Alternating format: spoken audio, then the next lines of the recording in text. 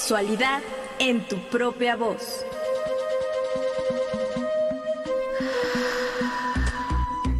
Historias, mitos y revolcones del pasado que resuenan en el presente.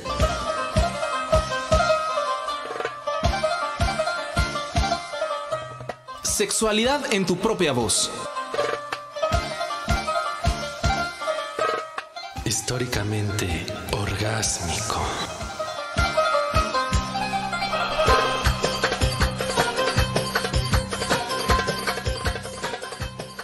Muy buenas noches, bienvenidos y bienvenidas a su programa Sexualidad en tu propia voz. Yo soy Ángeles Ortuño y como cada jueves comparto los micrófonos a larga distancia con Juan Carlos Hernández Meijueiro.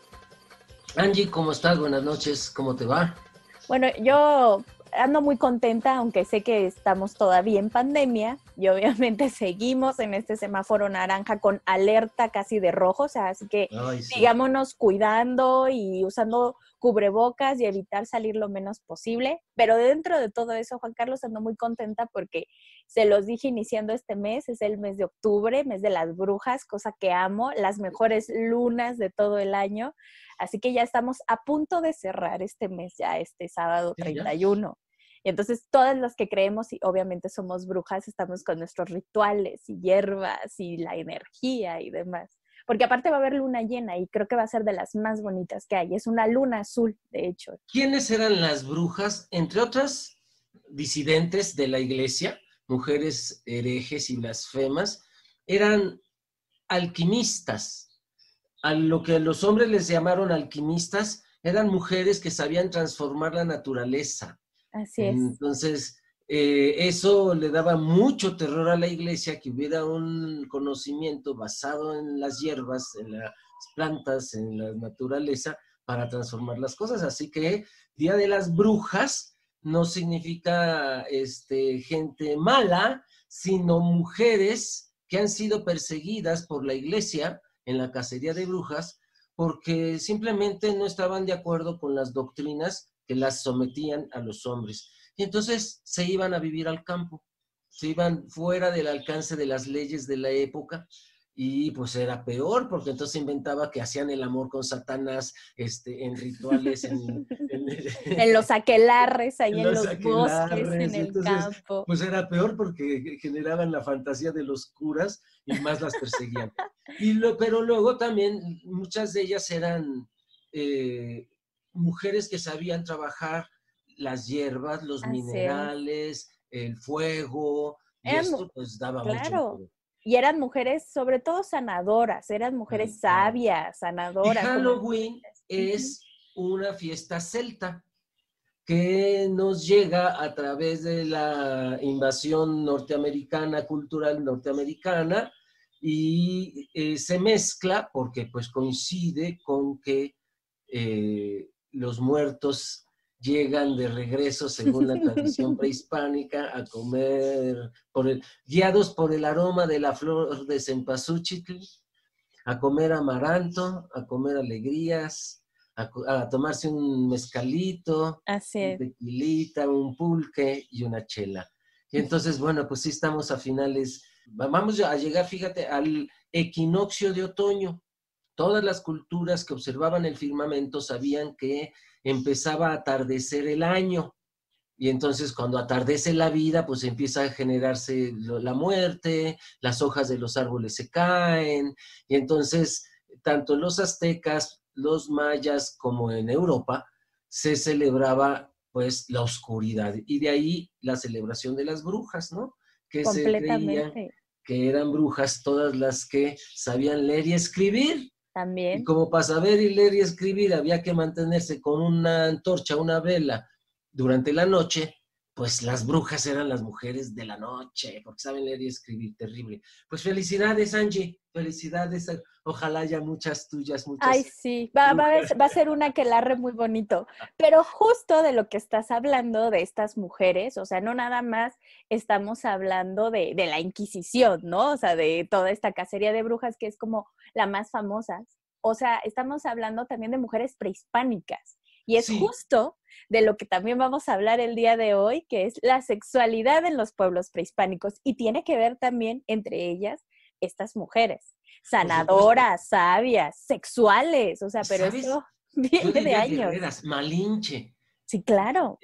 Yo no me imagino la escena de Malinche, que había sido su familia asesinada y perseguida por Moctezuma, llegar con Hernán Cortés a caballo y me imagino la cara de Moctezuma decir, ¡ah!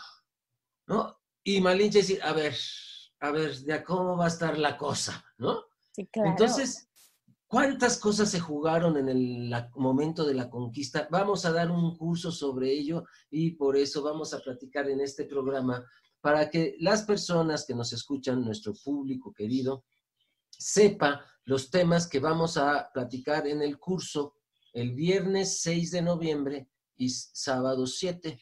El viernes 6 de 5 de la tarde a 9 de la noche, vía Zoom, y el sábado también vía Zoom de 10 de la mañana a 3 de la tarde.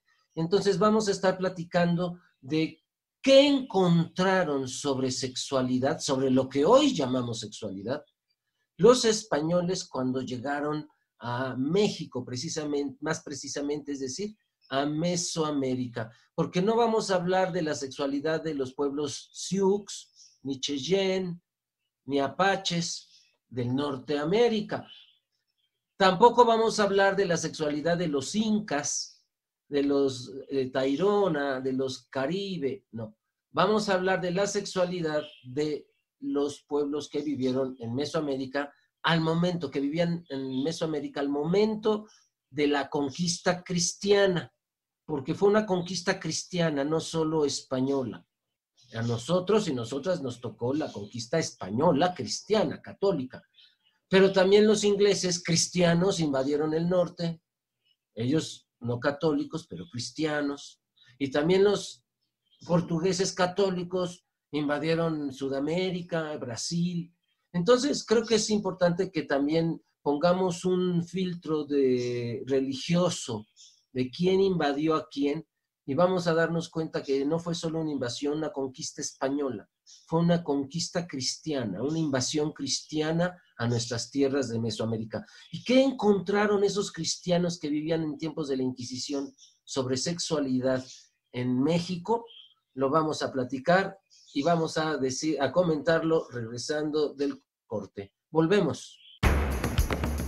¿Sabías que ¿Las mujeres aguiani eran las trabajadoras sexuales del mundo náhuatl prehispánico?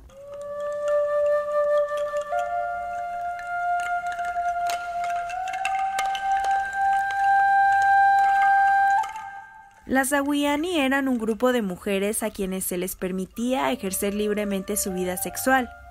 A diferencia de otras, las aguiani podían usar el lenguaje de la seducción y expresarlo a través de gesticulaciones, movimientos del cuerpo y el uso de cosméticos. La palabra aguiani significa literalmente la que alegra, y sus servicios eran altamente solicitados en fiestas importantes como Quecholi o Tlaxochimaco. A pesar de que se les atribuía un papel importante en las actividades colectivas y en las fiestas principales, muchas de ellas eran repudiadas y su oficio era poco tolerado.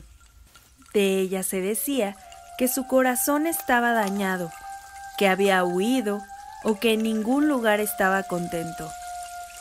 En la concepción de la cultura náhuatl, los daños al corazón podían derivar en una conducta inmoral que se reflejaba en su vida sexual, llegando incluso a considerar que podría provocar enfermedades como la locura y la maldad.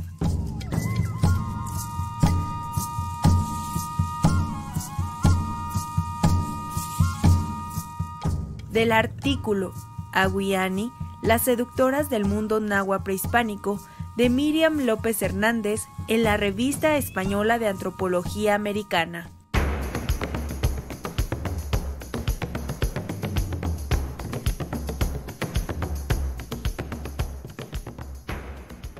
Juan Carlos, justo esta cápsula me recordó cuando me dijeron, ¿y quién te hizo tanto daño?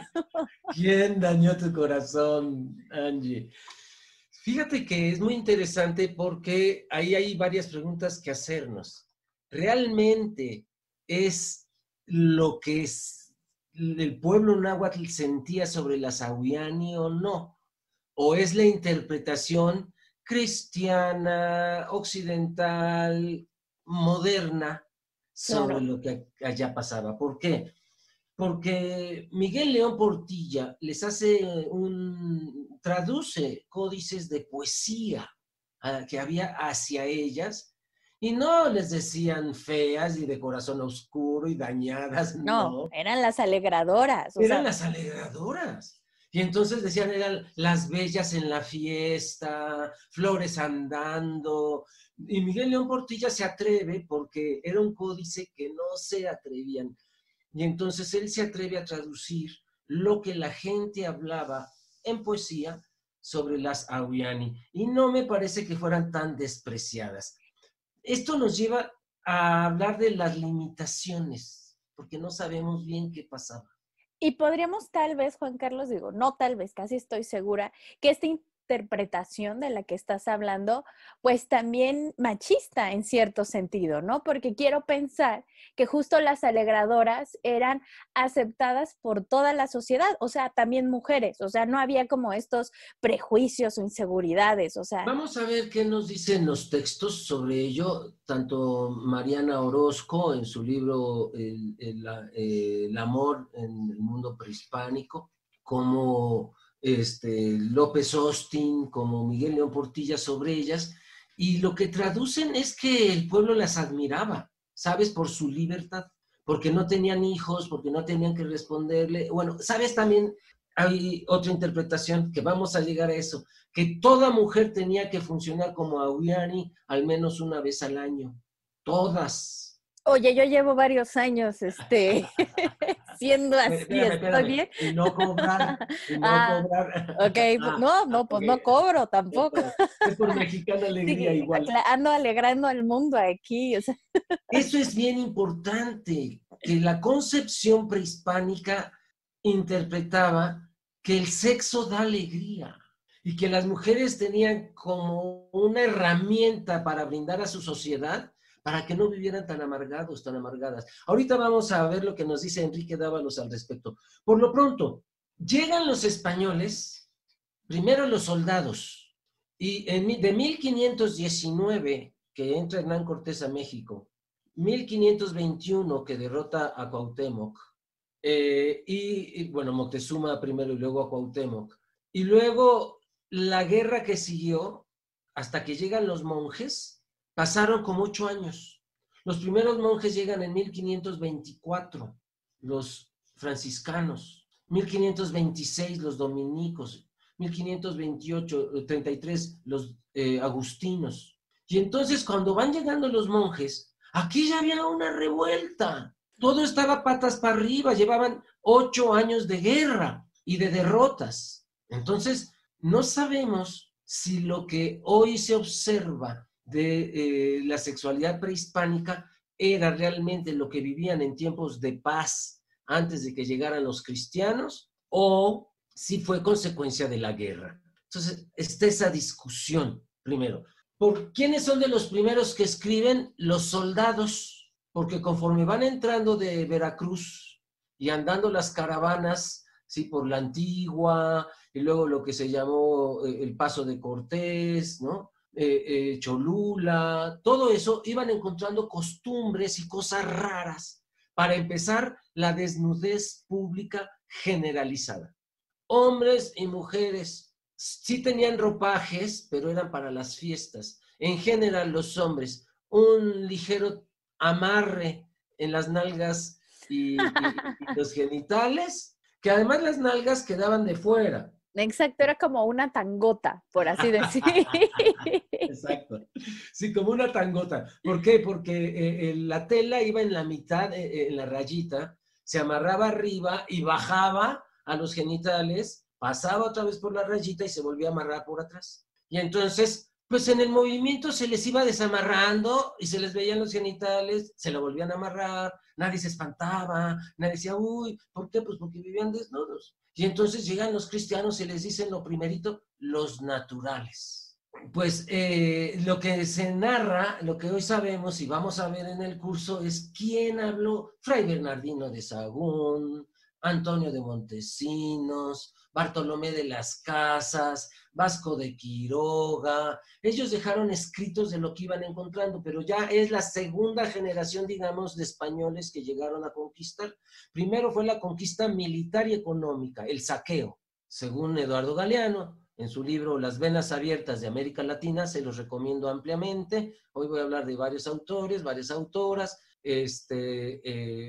Vayan apuntando porque Eduardo Galeano es un básico en la historia de la sexualidad de los pueblos prehispánicos. Yo voy a basar muchas de mis afirmaciones en al menos 4 libros que he leído de él, de 8 que he leído más o menos, 4 Eduardo Galeano, y uno es Las venas abiertas de América Latina. Entonces, primero es el saqueo económico y luego la conquista espiritual, que así se llama una película, no sé si la has visto, La conquista espiritual. De hecho, de la que estoy pensando en este momento, más que película, es una serie que sacaron en el Canal 11 y creo ahorita está en Amazon Prime, Hernán Cortés. Es muy buena, ay, es muy buena. Sí, es muy buena, yo me la eché todita en Canal 11, muy fuerte. Así ¿Sabes? es. Que había días de que decía, ay, no veo.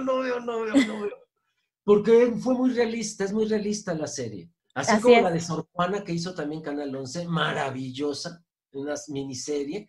Esta, la de Hernán Cortés, fue buenísima. Yo me quedé con ganas de la continuación, porque me parecieron pocos capítulos, yo quería ver más. Y bueno, en el curso vamos a hablar de la vida de Malinche, porque leí 3 libros sobre quién es Malinche. Y aparte pieza clave, o sea, Malinche es pieza clave. Sí, lo que decía en la introducción, ¿no? ¿Cuál habrá sido la impresión de Moctezuma? No sé si la reconoció o no, pero ver a una mujer indígena mandando a las tropas de los indios, cuando los aztecas eran remachines, ¿no? Y ella viene de una tierra donde las mujeres tenían poder, su mamá era cacica, de alrededor de Tabasco, se pelean el lugar donde nació entre Tabasco y el sur de Veracruz. Todos dicen, de aquí era Malinche, de aquí era Malinche, ¿no? Pero, pues ella sabemos que era de allí y hablaba maya y náhuatl, entre otros idiomas, ¿no? Y entre otras variantes de, como los pochoncanes, era una etnia maya que tenía una variante del idioma y que Malinche también manejaba y que le fue muy útil a Hernán Cortés. ¿Qué dijeron los primeros frailes y los primeros españoles, incluyendo a Hernán Cortés en sus cartas de relación al rey de España? Que aquí había algo en el ambiente que te ponía caliente. Y entonces empezaron a haber teorías o explicaciones de por qué incluso el español más casto, decían, llegando a México, pierde su castidad. Y entonces argumentaban los curas al obispo que no podían hacer a los indios sacerdotes castos mientras vivieran aquí. Había que sacarlos de su entorno y llevárselos a España, y así empezaron, porque los indios por naturaleza no son castos, pero no es su culpa, dicen. Y empezaron a decir que había algo en el agua. Y entonces decían, es que no hay que beber agua de México porque te pone caliente. Y entonces decían que había que beber solo vino. Y entonces dicen, no, es que el vino aquí es 3 veces más ardiente que en España. No, bueno, la manera de justificarse los españoles aquí, ¿no? Es que imagínate que nunca han vivido en un ambiente tropical. Claro. Más que si vivían en las Islas Canarias, que era España, ¿no? Pero en la península, el ambiente tropical, húmedo, olor a frutas, una vez... Desnudas y desnudos todos. No, bueno, todos desnudos, el paraíso. Yo viví algunos meses en Tlacotalpan, Veracruz, haciendo una investigación y, por supuesto, coincidió con las fiestas de la Candelaria, donde sueltan al toro y así. Y es un carnaval muy erótico, muy amistoso y de muchos sustos por si te topas al toro en la calle. Pero un día yo invito en una de estas fiestas, porque fui varios años, invito a una amiga italiana y ella, bajándose del autobús, que viene con aire acondicionado, dio 3, 4 pasos y se me queda viendo y como que dudaba en decírmelo y me dice, Juan Carlos, este pueblo huele a semen. Y le dije, bienvenido a Veracruz. Se lo dije medio en grosería, ¿no? Pero enseguida había un cambio y esto lo notamos en las crónicas de los primeros españoles. Otros lo atribuían a las frutas, ¿Y sabes cuál? Hay un fruto que en México lo consideramos verdura, que es el jitomate. El jitomate va a ser prohibido por la Inquisición, porque se creía que levantaba la libido y que comido por la noche, hervido era veneno. Pues sí, los españoles echaban los jitomates así, pues les explotaba la paz en la noche, ¿no? Y luego rojo, o sea, hay que añadirle todo, ¿no? Del por Todo. qué era un fruto prohibido, claro.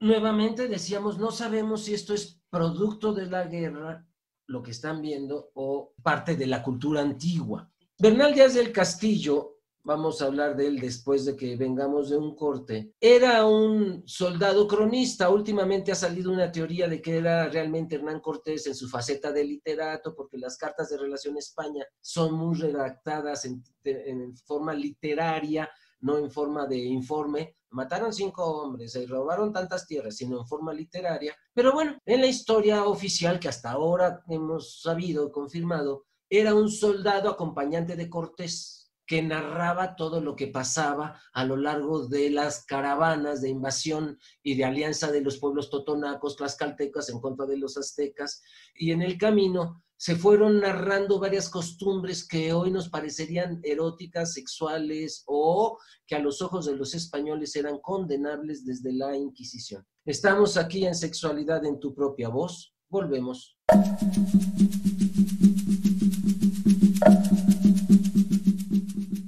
Cuando las niñas iban creciendo hasta convertirse en jóvenes, las madres aztecas aconsejaban a sus hijas sobre las labores que tenían que desempeñar como esposas y como madres.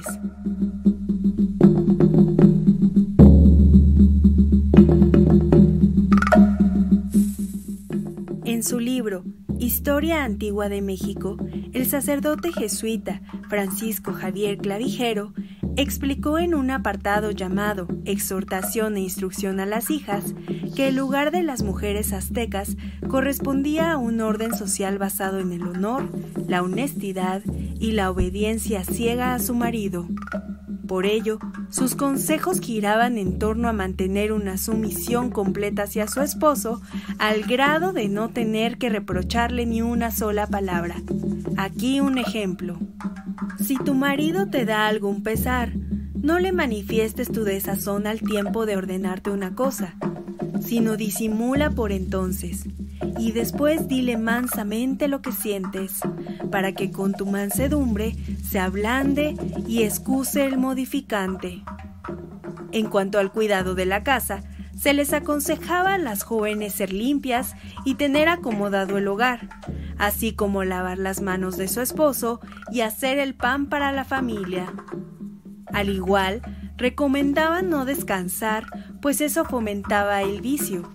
Tenían que saber tejer, labrar y coser, y no salir de casa constantemente, pues en la calle encontrarían el mal y la perdición. Por último, si las jóvenes no seguían estos consejos, se creía que llovería sobre ellas males y desgracias.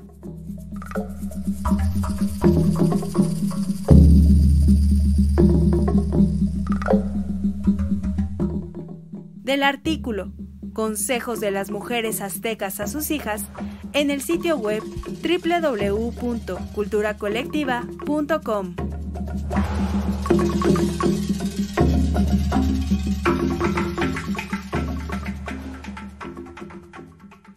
¿Sabes? Suena un poco sospechoso el que las mujeres que narra Clavijero, según escuchamos en la cápsula, son muy parecidas a las que la Iglesia Católica quería. Casual. Entonces, 2 teorías. Una, es su pura interpretación de algo que él leyó. Puede ser que haya existido esta carta, de que las mamás daban estos consejos, ¿sí? Sí es muy posible, pero de allí a generalizar y decir que a todas las niñas en los mundos, todas las culturas, la purépecha, la tlaxcalteca, maya, la zapoteca, les decían esto, me parece sospechoso, muy por un filtro de alguien católico que lo lee.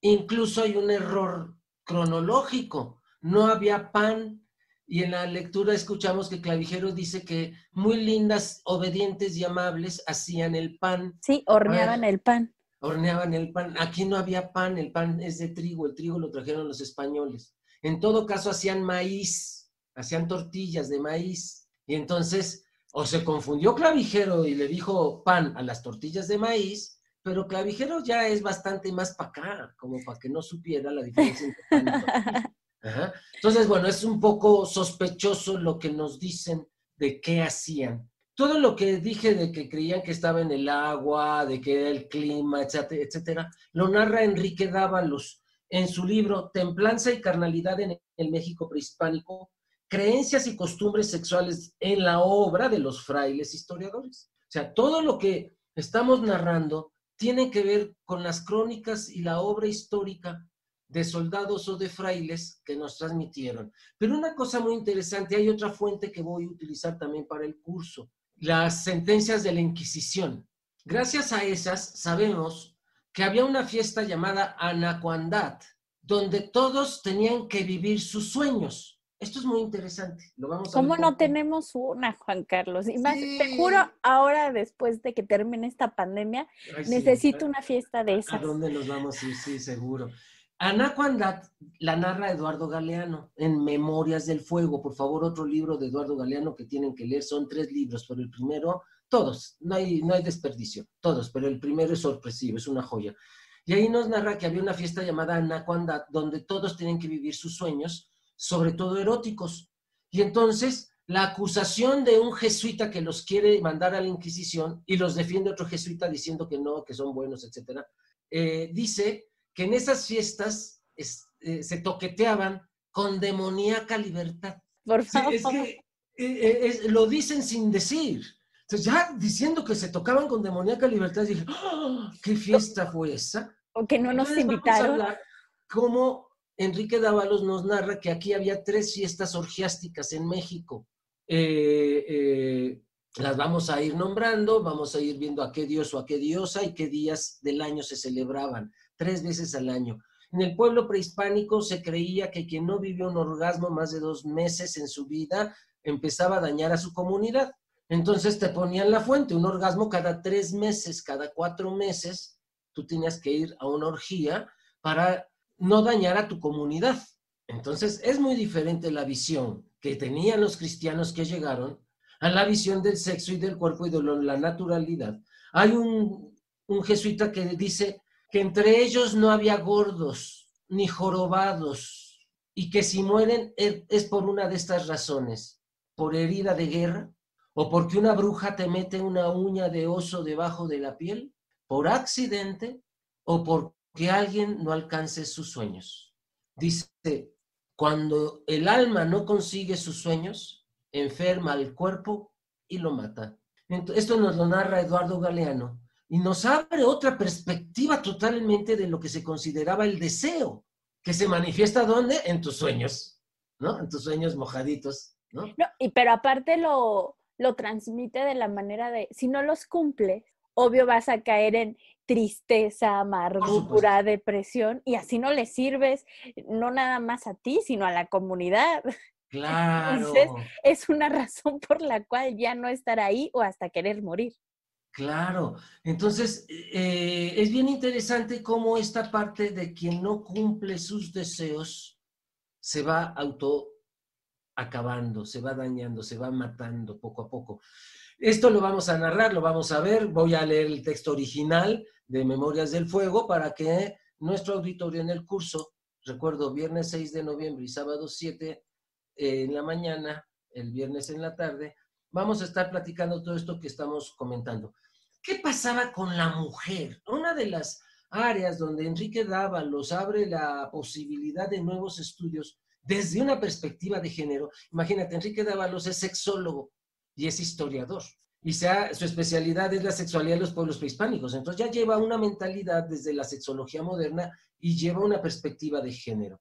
Entonces nos narra muchas cosas. Platicaremos porque no se trataba igual a las aztecas que a las tlaxcaltecas, que a las zapotecas, era muy diferente. Y entonces vamos a estar platicando, por ejemplo, que entre las aztecas existía lo que en nuestra cápsula habló, las mujeres ahuiani. ¿Qué eran las ahuiani? Las alegradoras se traduce, o las que traen alegría.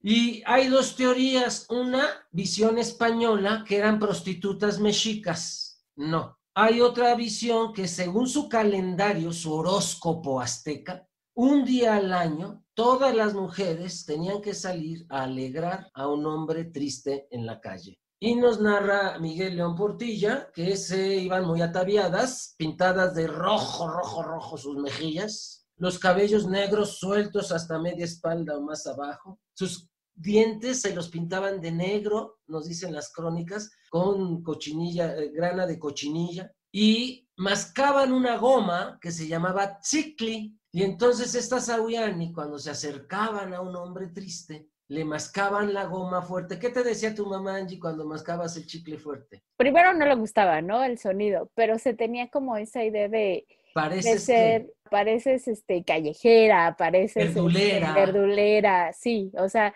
es como, no lo tienen como en un buen concepto, pues. Prostituta, sí, ¿no? Así ¿Por qué? es. Porque las mujeres ahuiani usaban el chicle para atraer al hombre triste. Entonces, si tú eras hombre y estabas chilloteando en la calle, caminando cabizbajo, y oías un chicle que alguien te lo mascaba así, lo más vulgar, lo más abierto, sonoro que se pueda, volteabas porque significaba sexo. Entonces, ¿cuál era la función de las ahuiani en el Imperio Azteca? Alegrar voluntariamente y sin cobro alguno a alguien triste. ¿Con qué? Con el sexo. Esto ha de haber sido una bomba para la mentalidad inquisitorial española del siglo XV-XVI. Pero como tú dices, desde encontrar el por qué ellos morían, o sea, hablas de cuerpos perfectos, o sea, no había jorobados, no había gordos, o sea, eran cuerpos perfectos, cuerpos atléticos, o sea, poniendo las palabras de ahora, ¿no?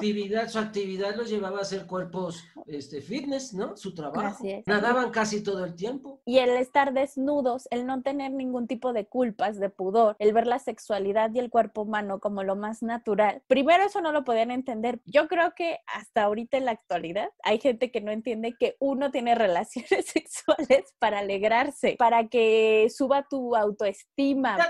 Dáselos de receta, por favor. ¿Qué tiene que hacer alguien que nos esté escuchando si está triste, amargado, deprimido? ¿Qué le va a ayudar? Tener relaciones sexuales. Entonces, eso es una excelente, hermosa receta. Es gratis. Bueno, a veces. Si es con otra persona hay que tomar ciertos cuidados. Si es solo, es gratis y no corremos riesgos. Uh-huh. Ajá.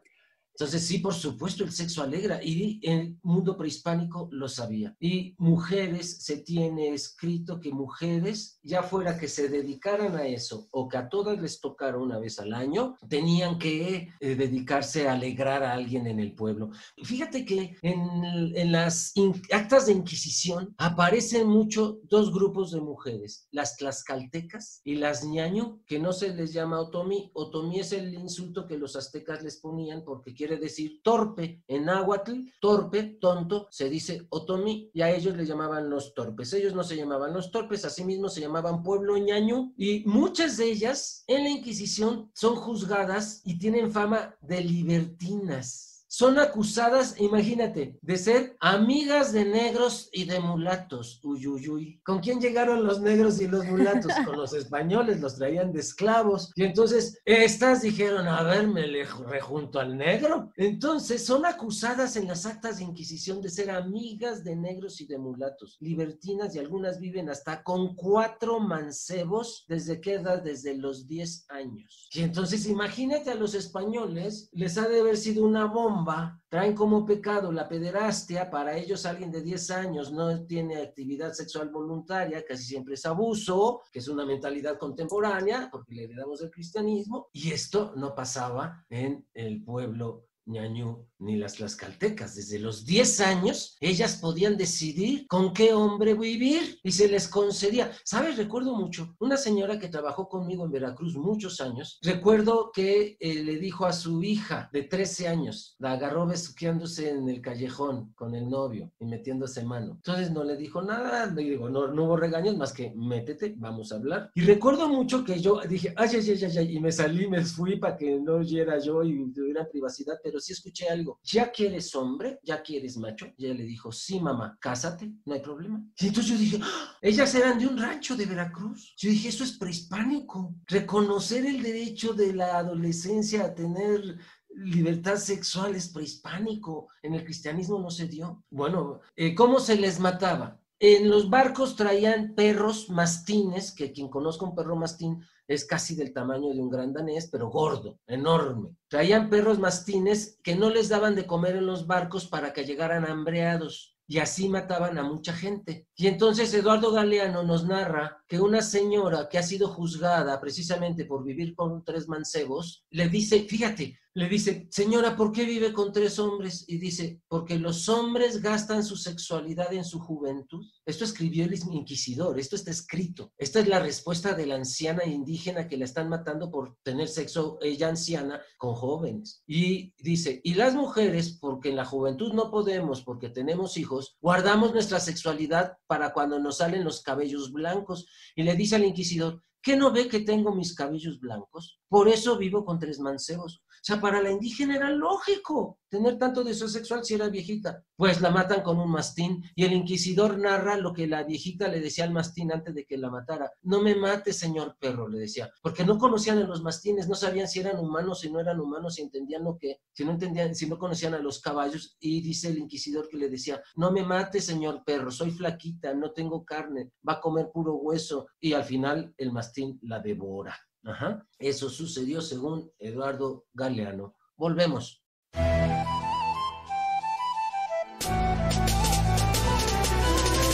Te invitamos a participar a través de las redes sociales. Facebook, Sexprovoz Oficial.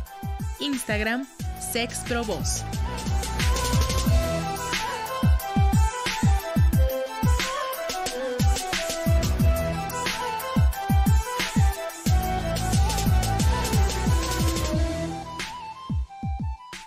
Bueno, ya escucharon nuestras redes sociales y como cada jueves los invitamos a que nos dejen un mensaje o un comentario. El programa pasado hablamos sobre este librazo, Papá, Mamá, Soy Gay, que bueno, por lo visto Juan Carlos les gustó mucho. Sí, seguro. Juan Gabriel López Robledo, tema muy interesante. Leonor Cayetano, muy buenas noches, los escucho en la radio, ya que a mi celular se le fue el audio. Un gran abrazo fuerte para todos los que hacen posible el programa. Gracias y felicidades a los que tienen el valor de gritarlo a los 4 vientos. Eso es ser auténtico y aceptarse tal cual es, sin esperar la aprobación de nadie. Y sí es muy importante hablar de este tema tan bonito con nuestros hijos. Gracias. Gracias, saludos, Leonor. Laura Dueñas, me encanta el programa, muy buenas noches. Mirta Mondragón Alcaraz. Rina, saludos desde Chalco, México. Siguiéndote en estas presentaciones tan agradables que levantan los ánimos a todos los que viven esa desconexión social. Te quiero a la distancia. El comentario de la madre da la seguridad a cualquier hijo. Falta que la educación formal se incluya en temas relacionados como la diversidad sexual. Conocí a Rina hace 20 años y como siempre toda una profesional en su área, ahora acompañada de su gran amigo Luis, a quien también le envío un saludo. Fabiola Chávez, tema muy, muy interesante, gracias. Juan Manuel Olvera, inconmensurable labor educativa en el difícil ámbito de la sexualidad humana en un país con profundas y férreas costumbres ancestrales. Enhorabuena. Ram Zap, me encanta, gracias a ustedes, ignoro menos. Ángeles Tamaris, gracias por transmitir. El programa pasado fue muy bonito, Juan Carlos, porque justo hablamos de un libro que a pesar de 20 años sigue ayudando muchísimo. Sí, para mí fue muy emotivo, como lo dije en ese programa. Hablar de eso para mí es recordar mi propia historia y mis propios obstáculos y mis propias emociones. Es un tema, como nos dice nuestro público, que se tiene que seguir hablando, profundizar, y espero sobre todo que haya ayudado a papás, mamás, a entender lo que está pasando con sus hijos, porque como dice Rina, si usted está leyendo este libro es porque alguien gay quiere que le ame. Y volviendo a nuestro tema de hoy, fíjate, Angie, que las mujeres zapotecas tenían su fama, muy rápido llegó a los españoles de ser mujeres muy independientes. Vamos a hablar de esto cuando volvamos del corte. Estamos en Sexualidad en tu propia voz.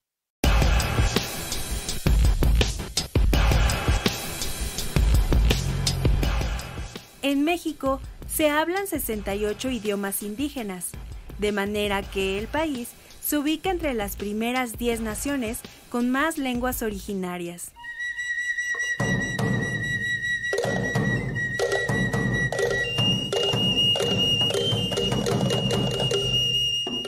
De acuerdo con la Secretaría de Cultura, en nuestro país habitan casi 7 millones de hablantes de alguna lengua indígena. Entre las lenguas más usadas están el náhuatl, el maya, el celtal y el mixteco, con más de 500,000 hablantes cada una. En todo el territorio nacional existen 11 familias lingüísticas, de las cuales hay 364 variantes provenientes de 68 agrupaciones. Para esto, y con el fin de preservar las diferencias de culturas e idiomas, la Organización de las Naciones Unidas para la Educación, la Ciencia y la Cultura proclamó como Día Internacional de la Lengua Materna el 21 de febrero de cada año.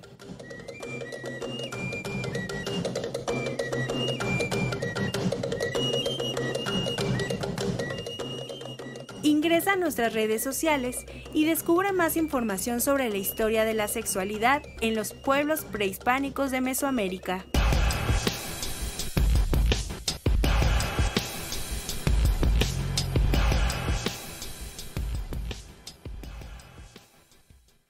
¿Cuántas lenguas indígenas habladas? 68 lenguas se hablan en México. Bueno, son las que quedan. O sea, desgraciadamente hay una extinción de esas lenguas. Ya también habíamos dicho que son idiomas, Juan Carlos. Sí, ya estos idiomas de los pueblos nativos de México. 7 millones de personas hablan o exclusivamente un idioma indígena o son bilingües, hablan 2 idiomas, su idioma indígena y el español. Pues estábamos comentando sobre las mujeres zapotecas que luego que llegaron los españoles, les llegó la fama de que no eran sumisas ni dejadas y muchas de ellas eran muy igualadas. Manejan dinero y salen a las calles solas, sin ningún hombre que las proteja, ni siquiera un sirviente. ¡Escándalo! ¡Qué escándalo! Venden su mercadería en el mercado donde tienen el mismo trato que los hombres. Y la gran, y que descanse en paz, Marinela Miano, amiga querida mía, vivió en Juchitán, ella italiana, le impresionó que había, decía ella, 3 géneros en Juchitán y en el istmo de Tehuantepec. Y escribió un libro que se llama El tercer género en la cultura del istmo de Tehuantepec. Y vamos a ver de este libro qué dice Marinela Miano sobre las mujeres zapotecas. ¿Y qué pasaba con lo que hoy llamamos gays, lesbianas, trans, bisexuales? Es decir, ¿qué pasaba con la diversidad sexual? Pues Enrique Dávalos, Eduardo Galeano, incluso López Austin, nos han narrado algunas prácticas que se realizaban, Mariana Hidalgo, que se realizaban en las culturas prehispánicas sobre los homosexuales. En primer lugar, como en todas las culturas y en todos los tiempos, también había lo que llamamos gays, lesbianas, homosexuales, bisexuales, trans, etc. Pero tuvieron diferentes tratos. No todas las culturas prehispánicas los trataba igual. Por ejemplo, se ha escrito que los aztecas en algunos momentos les declaraban pena de muerte. Mariana Hidalgo nos narra que a veces hacían inquisición contra ellos. ¿Cómo los mataban? Ponían los penes de ambos atravesados por una púa de maguey hasta dejarlos desangrarse. Sin embargo, también nos dice que mucho tiempo se tuvo a bien y que incluso cuando llegaron los españoles, los cristianos, todavía había mancebías tanto de mujeres como de hombres. ¿Qué eran las mancebías? Burdeles, lugares donde se llegaba y se pagaba con cacao para tener sexo. Y entonces había hombres vestidos de mujer cuando llegaron los españoles y mujeres. Y según Mariana Hidalgo, había épocas que se hacía inquisición contra ellos y había épocas que los aztecas los toleraban. Pero, ¿qué hicieron los españoles? Según Eduardo Galeano, crearon 3 campos de concentración, Angie. No olvidemos que los campos de concentración son inventos católicos. Hitler era católico. Sí, ya lo hemos comentado. O sea, estos campos de concentración al final es el segregar a grupo de personas con una característica en común, ¿no? Hitler lo hacía con los judíos y justamente entonces acá los españoles hacían, pues bueno, aquí yo creo que tenían muchas características. Uno, pues el ser indígena, ¿no? Y dos, el que podrían vivir su sexualidad libremente, Juan Carlos. Claro, o los prejuicios los tenían puestos en otros lados. No es que fuera una sociedad sin prejuicios. Lo que pasa es que como no tenían los prejuicios de la cristiandad, asombró, impresionó y pues hizo que los destruyeran en su cultura con la conquista espiritual por ser tan diferentes. Pero también tenían sus prejuicios, también tenían sus miedos, sus costumbres. Ajá. Y entonces los españoles católicos crearon 3 campos de concentración de hombres mujeriles, así les llamaban. Según Eduardo Galeano, en Memorias del Fuego, uno de estos fue creado en Veracruz, otro en Panamá y otro en Lima. Y se hacían razias para buscar a hombres amanerados, hombres trans, o quien se supiera que tenía amante hombre. Como entre el pueblo azteca no era secreto, los hombres podían tener amantes hombres y las mujeres podían tener amantes mujeres, pues no lo guardaban en silencio y cuando llegaba a oídos de los españoles o de los inquisidores, pues mandaban traerlos y los iban concentrando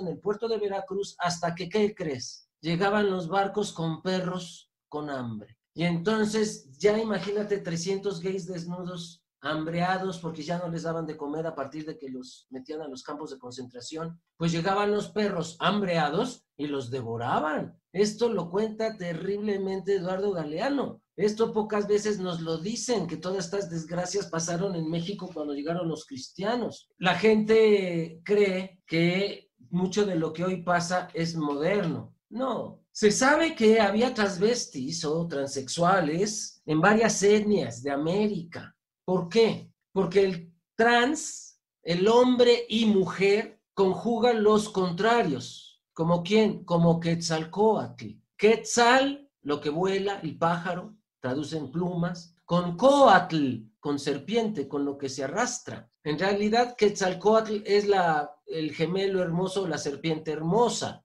Quetzal es belleza. Pero ellos concebían la unión de los contrarios como muestra de la divinidad. Por ejemplo, en náhuatl, como no se escribe, sino se dibuja, imaginen nuestros radioescuchas y nuestras radioescuchas, cómo dibujamos un fuego con 3 líneas hacia arriba y abajo 3 líneas como si fueran un río. Fuego sobre agua, la unión de los contrarios. Así que se escribe en náhuatl, Dios. Esto lo dice Lauret Sejourné en su libro Pensamiento y Religión en el México Antiguo, que también lo vamos a disfrutar en el curso. Y entonces sabemos que los travestis o los trans podían aspirar a ser sacerdotes y sacerdotisas de Quetzalcóatl, porque en su cuerpo unían a los contrarios, hombre-mujer. Y entonces, esta visión no nos la han contado. Esto es lo que los aztecas, los mayas, los zapotecos pensaban de las personas trans. Y tiene que ver mucho con los mushes zapotecos. ¿Te acuerdas que lo hemos platicado? Sí,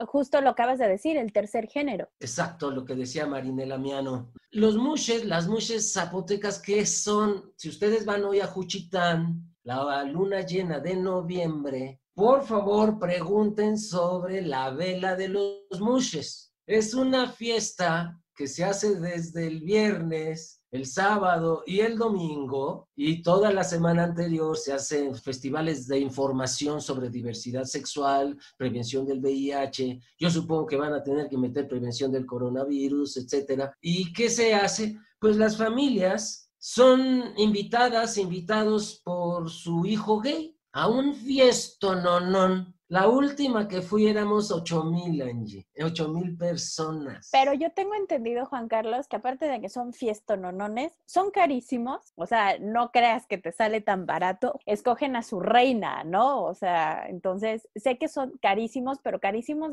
es comida para el pueblo, para 8,000 personas. O sea, y cada durante todos esos tiene días. Un puesto, y lo ayudan a hacerle de comer su familia. Tiene novio, marido o mayate, se le dice, pues entonces le entran también, y a veces la familia del mayate aporta también comida, y cada invitado puede entrar a la fiesta solo si lleva un cartón de cervezas. Y si lo invitaron, porque a esas fiestas no es que llegue solo, o sea, es un invitado. Llegar así, yo voy al puesto de Amaranta, yo voy al puesto de Felina, yo voy al puesto de Oscar, yo voy al puesto de Andy.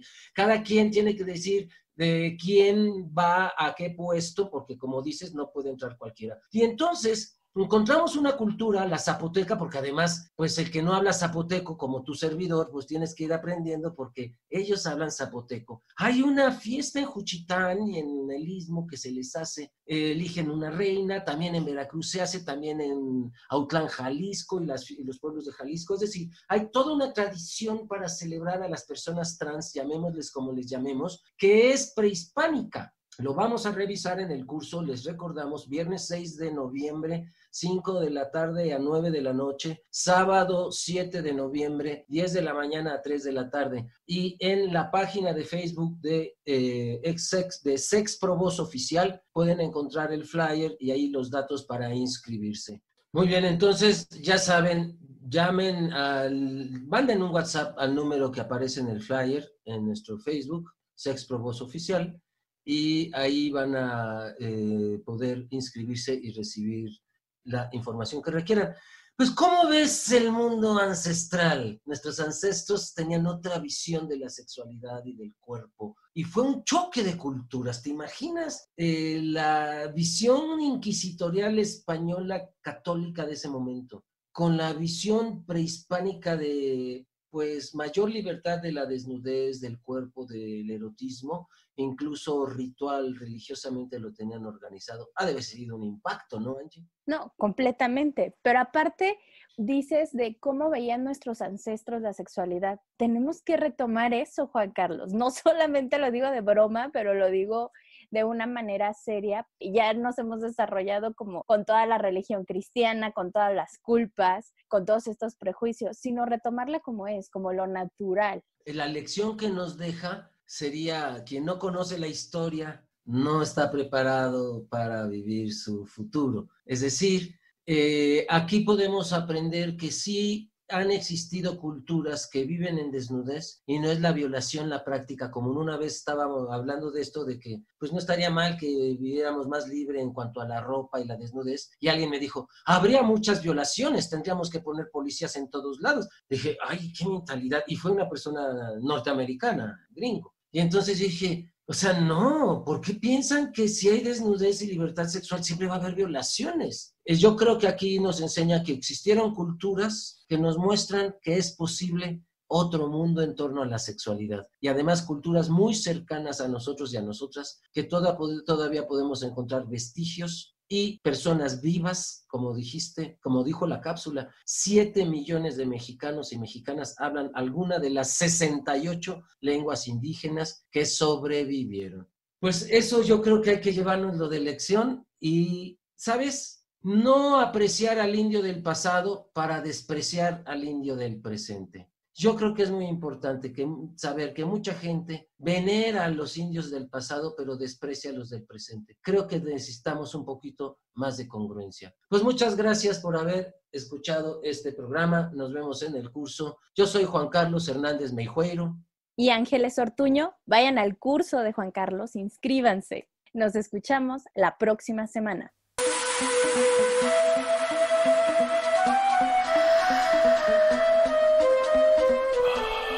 Sexualidad en tu propia voz.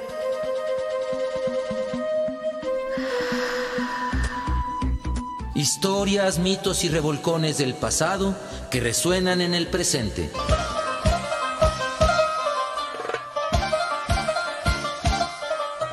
Sexualidad en tu propia voz. Históricamente orgásmico.